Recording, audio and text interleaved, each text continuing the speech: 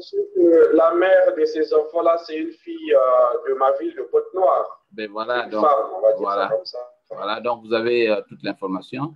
Alors, on s'apprête là pour la veillée de ce soir. Je crois qu'il y a une veillée de samedi soir.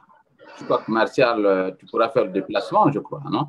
Alors, nous sommes désormais connectés sur Facebook.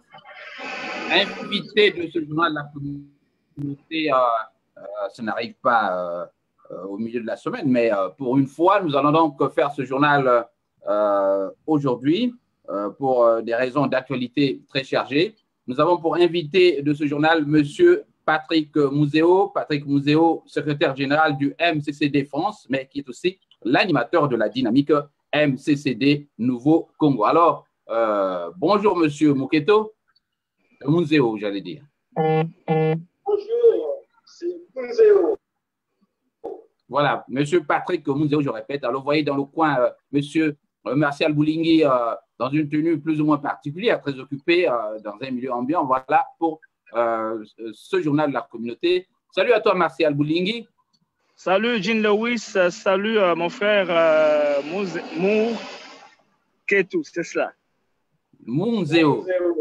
Voilà, il s'agit de Patrick Mouzéo du MCCD, c'est-à-dire le mouvement… Patrick Mouzéo Mouketo, la dictature. Patrick Mouzéo du MCCD, qui est le secrétaire général du mouvement congolais contre la dictature, et dont le président est M.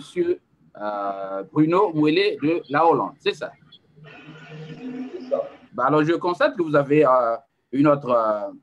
d'autres responsabilités en dehors de celle de secrétaire général. Vous êtes animateur de la dynamique MCCD Nouveau Congo. C'est quoi ça? La dynamique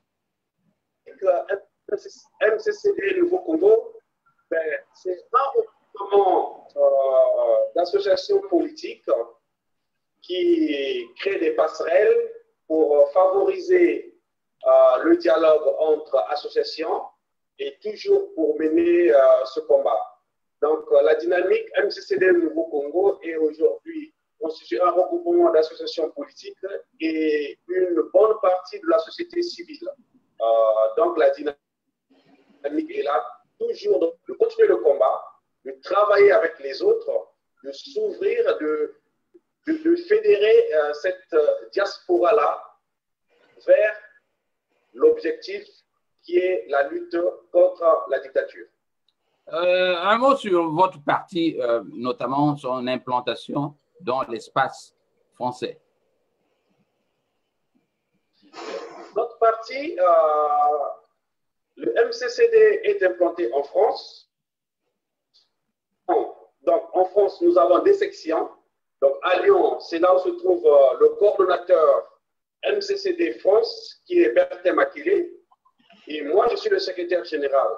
Mais entre-temps, on a des sections un peu partout dans les villes de France, donc ici à Paris, à Lyon, à Beauvais, à Bordeaux, à Nantes et à Poitiers. Alors, Marcel Boulingui, un mot peut-être sur le MCCD, une question? Oui, vous venez là de jeter de nous donner de manière panoramique l'installation de votre parti au niveau de la France. Alors, pouvez-vous nous dire réellement l'impact ou le nombre des membres que vous aviez au niveau de Paris, si vous en aviez en tête, ou encore quelle est la force de ce mouvement-là sur la place de Paris? Bon, les effectifs, aujourd'hui, nous sommes dans une dynamique d'autonomie. Section est autonome, telle qu'à Lyon, moi, je sors de la structure MCCD Lyon. Là, nous étions plus d'une cinquantaine des membres actifs et sans compter des partisans, parce que nous fonctionnons en deux modes. Il y a des membres qui sont actifs, donc ceux-là, on les voit, et il y a d'autres que nous mettons en mode rouge, donc ceux-là qui ne se voient pas, mais qui cotisent, qui participent d'une manière sourdine. Donc, le mouvement congolais contre la dictature aujourd'hui, au niveau de la France, au dernier décompte lors des universités diverses que nous avons organisées ici à Paris, Et aujourd'hui, nous sommes au moins à près de 250 membres actifs. Voilà. Et quel est l'impact de votre mouvement sur la place de Paris? Êtes-vous présent dans les manifestations? Peut-on aujourd'hui dire que le MCCD est un mouvement avec lequel on doit compter pour amener à bout des grandes manœuvres politiques? Bon, on peut se permettre d'être orgueilleux de se présenter, hein, mais ce serait bien que d'autres structures parlent de nous. Bon, c'est pas mauvais, mais je veux vous le dire, aujourd'hui, le MCCD a sa place au niveau de la dynamique sur la place de Paris. Nous organisons nos universités d'hiver et nous invitons les associations. 2014, le mouvement congolais contre la dictature était la première association d'organiser le meeting pour dire non au changement de la Constitution. Et ce meeting-là a commencé en 2014. Nous étions en partenariat avec le Lion de Makanda. Donc, le premier meeting pour dire non au changement de la Constitution ici en France a été organisé par le MCCD en partenariat avec le Lion de Makanda. Et donc, le MCCD aujourd'hui est une association. C'est dans le combat au niveau de la place de Paris. Allô? Jean Lewis? J'ai répondu. Ok, merci. Alors, donc, nous n'allons pas nous étendre sur cet acquis historique que vous revendiquez. Peut-être que dans à la fin de cette émission, nous reviendrons pour faire le point de tout cela. Mais nous parlons du 15 août aujourd'hui avec vous. J'ai constaté qu'un certain nombre de partis politiques et de personnalités étaient réunis en France là-bas pour célébrer le 15 août. Alors, bonne fête à vous. C'est cela. C'est ça. Alors, sur quel style avez-vous célébré? Parce que j'ai dit bonne fête à M. Pongui hier, il a rejeté. Pensez-vous que le 15 août soit une journée à célébrer en 2018 pour les Congolais? Bon, c'est cette complexité de saisir la problématique congolaise. On est indépendant, on ne l'est pas. D'autres acceptent, d'autres n'acceptent pas. Et d'autres sont dans le silence. Il faut l'accepter. Aujourd'hui, les positions des uns comme des autres. C'est une date ancestrale qui a été posée. On est indépendant. Nous l'acceptons telle. Après, je ne dis pas que nous avons une indépendance. Voilà, mais nous prenons cette date-là comme étant une date d'indépendance et nous la célébrons en tant que date. Mais nous ne la festoyons pas. Mais nous profitons de cette date pour réunir d'autres associations pour parler des problèmes réels du Congo. Donc, pour nous, nous pensons que le 15 août est une date qui compte. Après, derrière, nous respectons la position des uns et des autres, indépendants ou pas indépendants. Ça, c'est à chacun. Alors, M. Patrick Mundéo, concrètement, de quoi s'est-il agi hier? Hier, c'était le grand meeting, comme nous le disons, le grand meeting.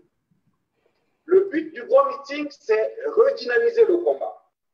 Parce que lorsque on fait le bilan actuel, nous avons une diaspora, je parle de la diaspora française, hein. Je parle pas, je m'engage pas sur toutes les diasporas, je parle de la diaspora française. C'est diaspora. Et quand je parle de diaspora, je vais encore rétrécir mon champ d'action. Je parle de la diaspora qui se dit opposition. Cette diaspora-là est fractionnée. Nous pensons qu'il faut redynamiser le combat. Il faut relancer les Congolais de la diaspora dans la rue, dans les salles, pour dénoncer les travers de cette politique-là qui est menée au Congo. Donc, le grand meeting pour but de redynamiser le combat en rassemblant les Congolais. Voilà, je vous informe que M. Boulingui est bien sur l'antenne et que je voudrais bien avoir la certitude que son sang passe, puisque vous ne pourrez pas avoir l'image de Martial Boulingui sur cet écran. Je demande donc à ceux qui nous écoutent de nous faire un rapport d'écoute sur le son de Martial Boulingui depuis Iowa. Alors, Martial Boulingui, peut-être une question de votre part sur ce meeting. Bon, une question sur l'indépendance d'hier. Il y en a qui, comme disait notre invité, qui pensaient qu'il fallait célébrer, d'autres qui pensaient qu'il n'y avait pas lieu de célébrer la fête de l'indépendance dans les conditions actuelles. Mais j'aurais bien pensé, comme ceux-là qui ont estimé qu'il n'y avait pas d'indépendance à célébrer, pourquoi ne pas utiliser ce jour peut-être pour parler de la journée du silence ou la journée du chaos, la journée du souvenir. Souvenir, pourquoi? Parce qu'on aurait dû être indépendant et le pays aurait dû décoller, mais il n'a pas pu décoller. Et on devrait normalement faire des actions fortes, c'est-à-dire une démonstration forte peut-être. Pourquoi pas les partis politiques habiller leurs militants en noir? Pourquoi peut-être pas des images des hommes muselés ou encore des hommes en quête de quelque chose qu'ils n'ont pas? Quel a été le signe fort? Vous avez organisé peut-être des meetings, mais pourquoi ne pas avoir pris cette journée pour réellement démontrer, l'utiliser comme symbolique de la liberté ou symbolique de la recherche de quelque chose qu'on n'a pas? Marcel Boulingui, ce que vous venez de dire, nous ne sommes pas dans cette optique-là. Je ne vous ai pas dit que nous boudons ou nous disons que voilà, on n'a pas l'indépendance. Nous ne sommes pas dans cette problématique-là. Pour nous, le 15 août, c'est une date qui compte. Nous sommes de cette date-là pour continuer de redynamiser le combat. Point. Nous ne sommes pas sur la problématique. Nous sommes indépendants, nous ne sommes pas indépendants. Pour l'instant, le mouvement congolais contre la dictature et ceux qui ont organisé le grand meeting, donc Sanéli Tamba et d'autres associations, ont profité de cette date qui est historique pour continuer de parler du Congo. Mais nous ne sommes pas sur la problématique sommes-nous indépendants ou ne sommes pas indépendants. C'est vraiment une problématique qui, pour nous, n'est pas au cœur de notre réflexion. Alors, Patrick Mouzéo, vous n'êtes pas, en ce que je sache, puisque je vous ai suivi sur une autre chaîne, avec la dame dont vous venez de citer le nom, vous n'êtes pas à votre première édition, notamment de ce que vous avez fait hier. À propos de ce que vous avez fait hier. Quelle est la particularité, qu'est-ce qui tranche avec ce que vous avez commencé déjà à faire, puisque vous devez être à votre 4e, 5e édition de cette célébration du 15 août. Alors, avez-vous fait le diagnostic de ce combat? Vous ne voyez pas, comme moi et comme les autres observateurs, qu'il y a un refroidissement net dans cette lutte. Pourquoi, justement, les gens se sont refroidis? Est-ce que avez-vous manqué de stratégie au niveau de vos cellules politiques, de vos laboratoires, j'allais dire politiques? Pourquoi? Est-ce qu'il y a eu ce constat et comment allez-vous réajuster le tir? Bon, le grand meeting est à sa 5e édition. Ça, c'est vrai. Les premières éditions, le but, c'était de dire non au changement de la Constitution. La Constitution a été changée. Aux autres éditions, c'était pour dire non au 5e ou au 3e mandat de Denis Sassou Nguesso. Tout ce que le constat est fait. Malgré le combat que nous menons, le dictateur ou la dictature est toujours là. Est-ce que, pour autant, nous allons nous arrêter? C'est là où nous disons non. Donc, au sorti de cette période de 2014 jusqu'à aujourd'hui, l'autopsie faite ou le constat fait, nous avons une diaspora qui est fractionnée. À ce moment-là, le grand meeting arrive pour dire, les gars, même si le dictateur, même si le pays va mal, ce n'est pas pour autant que nous allons nous arrêter de continuer à travailler. Donc, le grand meeting est arrivé pourquoi? Pour rassembler et redynamiser le combat. Oui, je voulais juste rebondir pour dire que généralement, lorsqu'on organise quelque chose ou on met en exergue une stratégie, c'est pour avoir des résultats. Mais il a été constaté que malgré les grands meetings, les 4 meetings que vous aviez eu dans le passé, tout ce que vous avez voulu combattre lors de vos meetings se sont réalisés malheureusement.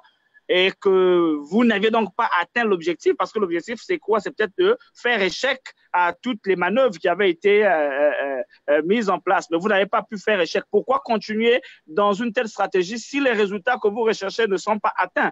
N'est-il pas, comme il a dit, élaborer une autre stratégie pour que celle-ci puisse être réellement vous donner les résultats? Parce qu'aujourd'hui, on n'a fait que spéculer. On a besoin aujourd'hui de transformer le Congo. Ne pensez-vous pas qu'il est important de recadrer ou de changer de stratégie pour atteindre les objectifs? Monsieur Moulingi, vous savez, nous sommes en plein combat politique en face d'une dictature. Donc les choses ne se passent pas comme certainement nous le souhaitons. Ce n'est pas par faiblesse, ce n'est pas parce que nous ne travaillons pas. Mais la vie est aussi faite ainsi. On ne va pas seulement s'arrêter les échecs. Non, nous avons bataillé, nous avons fait un grand travail.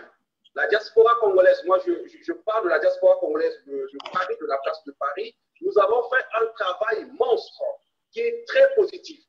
Hier, on parlait de Denis Sassou Nguesso comme un président normal, mais aujourd'hui, il est connu comme dictateur. Nous avons atteint notre objectif. Hier, les dignitaires du pouvoir venaient à Paris pour faire leurs courses tranquillement. Aujourd'hui, nous avons gagné. Hier, on ne voyait pas Donald Operator dans les métros pour prêcher, pour parler du Congo. Aujourd'hui, Donald est sur le terrain. Nous avons gagné. Hier, on ne savait pas, il n'y avait pas de preuves que les dignitaires du pouvoir achètent des appartements ici en France. Les indignés 242 sont sur le terrain, ils le montrent à tout le monde. Nous avons gagné. Hier, ça se passait très bien, mais aujourd'hui, nous pensons que la diaspora au niveau de Paris travaille monstre qu'il faut reconnaître. Au-delà de là, donc nous nous en félicitons. Le combat continue. Le combat continue.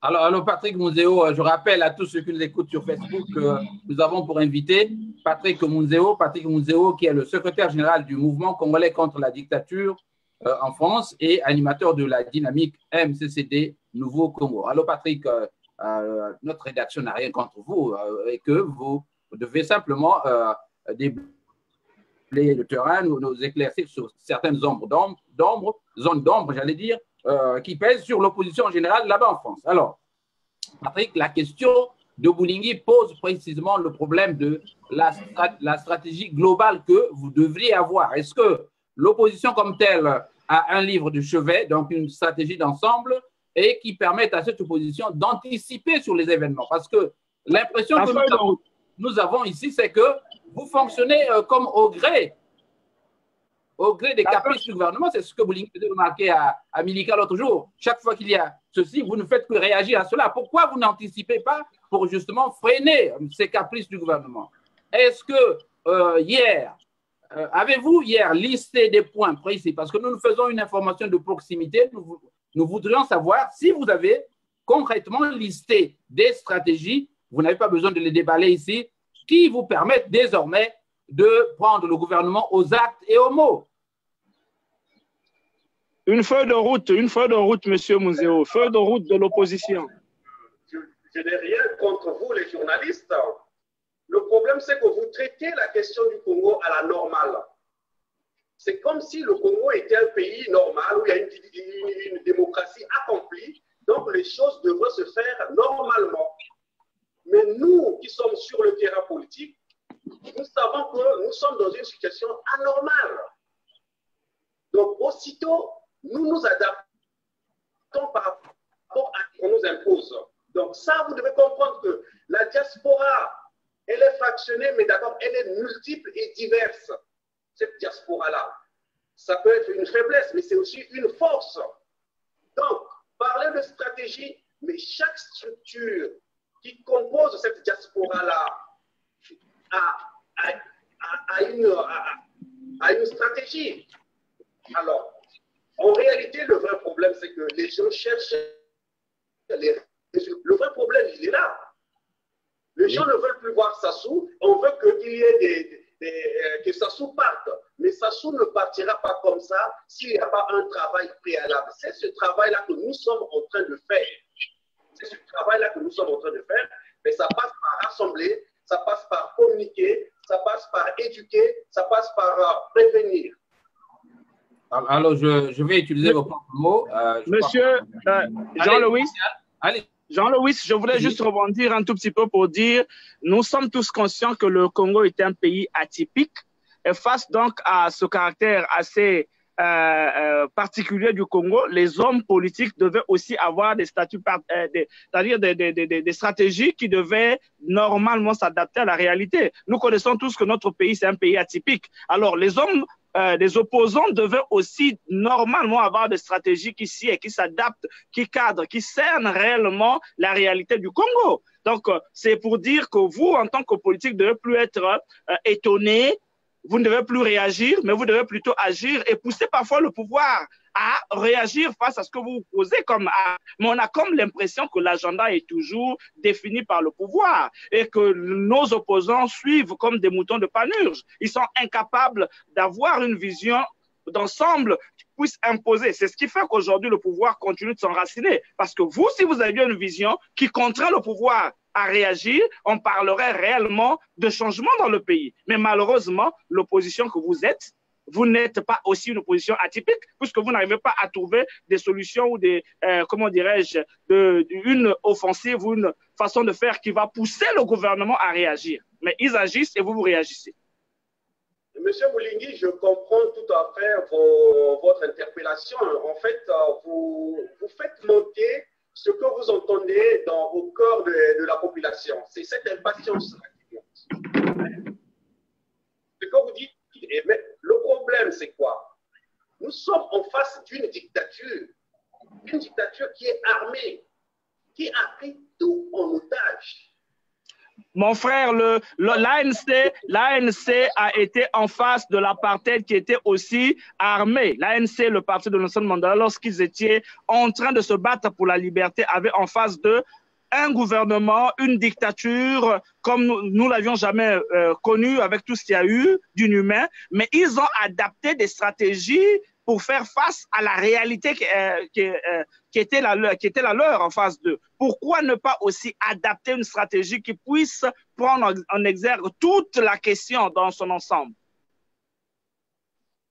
Monsieur Moulingi, la semaine dernière, vous avez reçu le cordeau du MCCD États-Unis, monsieur Pierre Milita. Il vous a présenté un peu la politique du MCCD, qui aussi est une forme de stratégie politique. Nous avons pensé qu'il faut créer les liens entre diaspora et le terrain. Et le MCCD a pris sa responsabilité et son engagement pour dire, sur le terrain, nous avons fait une analyse profonde, nous avons compris que sur le terrain, il n'y a qu'une seule personne qui arrive à imposer à M. Sassou un rapport de force. Et cette personne-là, c'est Ntoumi. Nous nous sommes rapprochés de Ntoumi. C'est une stratégie. Et nous ne le cachons pas, nous l'avons affiché et nous l'affichons. Aujourd'hui, nous soutenons la stratégie de Ntoumi parce que Ntoumi est le seul qui a proposé une offre politique au pouvoir. Et cette offre politique aujourd'hui est entendue puisque se solde par la signature des cessations des hostilités. Donc c'est une stratégie qui marche. Et aujourd'hui, on parle de libération. On a libéré les prisonniers proches de Ntoumi. Et donc, on attend que ce pouvoir-là assure met en pratique sa parole. Donc, Ntoumi a demandé le dialogue. Tous les Congolais veulent le dialogue. On attend. On fait pression. Voilà, nous n'allons plus revenir sur cette question qui a été longuement débattue avec Milika l'autre jour. Voilà. Vous pouvez donc aller, les auditeurs peuvent suivre cette vidéo pour voir tous les points qui avaient été débattus. Mais je voudrais maintenant passer aux acteurs. Vous avez organisé ce meeting hier, c'est une bonne initiative. Mais, monsieur Patrick Moudéo, quel a été le critère de sélection des participants? Parce que je constate qu'il y a des gens qui n'y ont pas été. Ces gens-là viennent d'où et sur quelle base vous les avez réunis? Bon, le grand meeting, le thème, c'était le rassemblement. Nous avons en face de nous une diaspora fractionnée. on n'a pas eu de critères de sélection. On a appelé les qui se dit de l'opposition, au-delà de la diversité, au-delà de divergence. Donc, on a appelé tout le monde. Tout le monde était invité. Et ceux qui ont répondu présent étaient là. Donc, on avait le doyen Mafimba qui était là, on avait le doyen Mafimba qui était là, les assises, le MCD, Boris, dans une société civile. Donc, toute la panel des associations politiques de l'opposition de la place de Paris, c'est ce qui marque le rassemblement. Alors, Boulingi parlait d'un problème de stratégie. Vous ne voyez pas que vous n'avez pas d'abord déjà commencé à assainir vos rangs parce qu'il y a des choses décrites là-bas. On croit qu'il y a des acteurs politiques sur lesquels il pèse des soupçons de corruption ou d'hypocrisie. C'est-à-dire que le 15 août, vous vous retrouvez et le soir, ils vont faire autre chose. Est-ce que vous êtes convaincu que ceux-là qui étaient avec vous, avez-vous totalement confiance en ce que tous ces participants-là, justement, travaillent pour la cause de votre pays? Franchement, je n'ai rien contre eux, mais c'est ce qui circule. Les gens croient qu'effectivement, vous devez assainir vos rangs. Je vous dis que ça fait plus de 5 ans que je suis sur l'échiquier politique sur la place de Paris, sur le terrain. Je n'ai pas encore vu un procès où un opposant de la diaspora a été condamné pour corruption. Jusqu'alors, tout ça, c'est des ragots, tout ça, c'est des soupçons, tout ça, ça devient lourd, le milieu congolais, où tout est suspect. Nous sommes dans une forme de psychose collective, où tout est suspect, rien n'est crédible. À la limite, il faut remballer les morceaux et s'arrêter. Mais non, nous n'allons pas céder à ça. Nous n'allons pas céder à ça. Nous nous faisons confiance. On a des divergences, d'accord. Nous sommes multiples, d'accord. On se fait confiance. On va continuer d'avancer. Est-ce que l'objectif cerné semble le même pour tout le monde, même si vous êtes l'opposition? C'est cela. Mais l'objectif aujourd'hui, l'opposition rêve quoi? La réinstallation de la démocratie, le départ de M. Sassou. Vous n'avez pas à l'intérieur des variantes, c'est-à-dire que si moi je veux du départ de Sassou, d'autres voudront peut-être du départ de l'équipe gouvernementale. John Davis. Oui. Le mouvement congolais contre la dictature aujourd'hui s'est rapproché de M. Toumi. Mais nous avons d'autres acteurs qui ne sont pas pour cette édition-là. Mais nous nous sommes retrouvés. On a parlé. C'est ça la force de cette diaspora-là. Au-delà de divergences, être ensemble, discuter et parler le Congo. Vous avez aussi des acteurs qui croient qu'il faut. Il y a des acteurs qui croient qu'il faut réhabiliter, par exemple, Moukoko, que c'est la condition sine qua non pour un dialogue. Vous ne voyez pas qu'il y a là beaucoup de sons de cloche et qui, à terme, risquent de phagocyter même ce que vous voulez entreprendre. Le grand meeting, c'est un espace de dialogue, une forme de passerelle où les diversités, où les divergences peuvent communiquer et dialoguer. Donc, toute cette divergence-là, toute cette diversité, c'est une force pour la diaspora. Je parle de la diaspora française. Et je remarque hier, les diversités, les divergences étaient ensemble. On n'a pas parlé, a pu s'exprimer. Et on va essayer, on va continuer d'avancer pour lutter contre cette dictature. Voilà, je vous prends donc en plan date et je vous prends à vos mots. Non, je vous prendrai à vos actes. Alors, monsieur, je rappelle que nous avons pour invité peut-être une question de Martial Boulingi avant de partir parce que je sens que Martial est très occupé. Oui, je voulais juste savoir que vous avez parlé du départ de monsieur Sassou Nguesso comme étant votre préoccupation et puis l'installation de la démocratie. Mais pensez-vous réellement que le problème au Congo, ce n'est que M. Denis Sassou Nguesso? N'y a-t-il pas aussi un problème d'éducation, non seulement de la population, mais aussi de la classe politique? Parce que changer peut-être Sassou Nguesso et ses hommes, remettre sur notre équipe, qu'est-ce qui garantit réellement aux Congolais que ceux qui viendront ne feront pas pire que ceux qui étaient là, déjà en train de gérer la chose publique? Oui, monsieur Bouligny, vous savez, quand on est dans un combat, il y a ce que nous appelons, nous prendre les priorités. Il faut aller vers les priorités. Parce que, vous savez, vous conduisez certainement des voitures. On ne peut pas passer la 3e vitesse sans passer par la 1re et la 2e. La voiture va caler. Le Congo est un problème. Le Congo est un amas de problèmes. On ne peut pas tout régler d'une seule fois. Le mouvement congolais contre la dictature pense qu'il faut commencer par la politique et donc commencer par faire tomber cette dictature. Reste. Une fois que la dictature est tombée, le peuple va se retrouver. Donc on va parler du dialogue. C'est à ce moment-là qu'on va mettre le pays sur les bonnes rails. Donc aujourd'hui, je ne nie pas que le pays n'a pas de problème. Le pays est carrément à terre. Au-delà des images ludiques que vous voyez, quand vous balance à la télé la fête, les parachutistes qui atterrissent, les couleurs, tout ça c'est du pipeau. Le terre. Et il faut commencer, il faut prendre le taureau par les cornes. Et les cornes, nous pensons qu'il faut d'abord régler la question politique. Et la question politique passe par la chute de la dictature. Alors, Patrick Muzeo, pour conclure sur ce point, puisque nous allons bientôt nous séparer, que répondez-vous à ceux qui croient que la lutte armée comme telle ou bien l'équilibre des forces militaires est préférable au dialogue dans la situation actuelle? Nous sommes dans l'optique de respecter les stratégies des uns et des autres. Voilà. Quand moi j'ai un parcours politique, nous avons un parcours politique. Nous, au début, le mouvement congolais contre la dictature, nous sommes frontales. Nous avons toujours pensé que Sassou quittera le pouvoir que par un coup d'État militaire ou par les armes.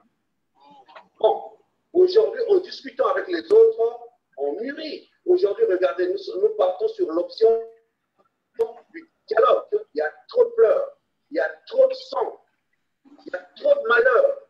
Donc aujourd'hui, la question Congo, ce n'est pas une question à traiter avec des connaissances l'ivresse parce que ça s'est passé comme ça se passe comme ça. Non, plutôt de la sagesse. C'est pourquoi le mouvement congolais contre la dictature, par ma voix, et c'est même le credo de Bruno Moëlé, c'est d'inviter les Congolais à la sagesse. La question Congo va se régler avec beaucoup de sagesse. Donc, en petit lieu de sagesse, c'est aller au Bongi, donc au dialogue. Et ce dialogue-là, pas pour chercher le devenir de quelqu'un, mais pour chercher l'avenir du Congo. Alors, Martial, peut-être avant de partir, une question? Oh oui, donc le peuple aspire à la liberté, le peuple aspire à un changement de pouvoir. Le MCD, selon vous, est donc le moyen par lequel nous allons arriver à nos fins, n'est-ce pas? Faites-nous confiance, nous sommes en train de travailler, suivez-nous, nous avons des pistes, nous sommes en train de travailler sur ces pistes-là, suivez les guides, on vous conduira à la victoire. Alors, Monsieur Patrick Muzeo, pour terminer, est-ce que vous pouvez nous dire comment vous allez concrètement sur le terrain mettre en activité ou en action toutes les recommandations d'hier, notamment ce que vous avez pu lister comme étant les stratégies à venir?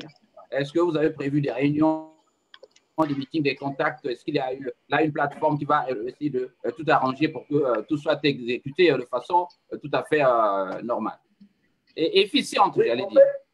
En fait, au niveau de la diaspora de Paris, il y a déjà des structures, des plateformes qui existent.